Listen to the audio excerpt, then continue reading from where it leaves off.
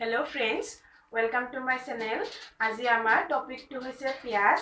পিয়াজ কাটিলে বাৰু চকুৰ পৰা কিয় চকু পানী ওলাই জানেনে? জানিবলৈ ভিডিঅটো শেষলৈকে চাব আৰু মোৰ চেনেলটো প্লিজ সাবস্ক্ৰাইব কৰিব। ভাৰতৰ মহাৰাষ্ট্ৰত সকলোতকৈ বেছি পিয়াজৰ খেতি কৰা হয়। মহাৰাষ্ট্ৰত নৱেম্বৰ আৰু মে মাহত পিয়াজৰ খেতি হয়। পিয়াজত 97% পানী পোৱা যায়।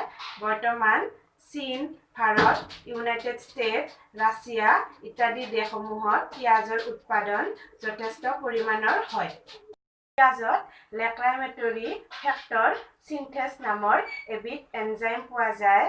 যেতিয়া পিয়াজ কটা হয় তেতিয়া এই এনজাইমবিধ বায়ুমণ্ডলৰ লগত মিল খায়।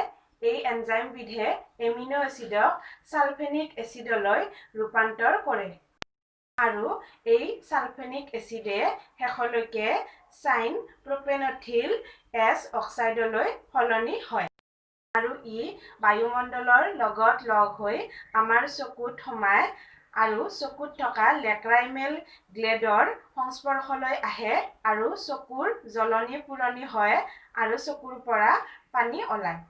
দৰাচলতে পিয়াজৰ যথেষ্ট ব্যৱহাৰ আছে। ইয়াক বিভিন্ন প্ৰকাৰে ব্যৱহাৰ কৰিব পাৰি। কেঁচা পিয়াজ যদি আপুনি মূৰত লগায় তেতিয়া চুলি দীঘল হয় আৰু চুলিৰ গুৰৰ কাৰণে ই যথেষ্ট ভাল। পিয়াজত calorie, fat, potassium, magnesium, calcium, iron, vitamin B6, vitamin C পোৱা যায়। কেঁচা পিয়াজে ৰোগ প্ৰতিৰোধ কৰাত সহায় কৰে আৰু পিয়াজত ৰোগ প্ৰতিৰোধ ক্ষমতা বঢ়োৱা বহুতো পৌষ্টিক তত্ত্ব পোৱা যায়।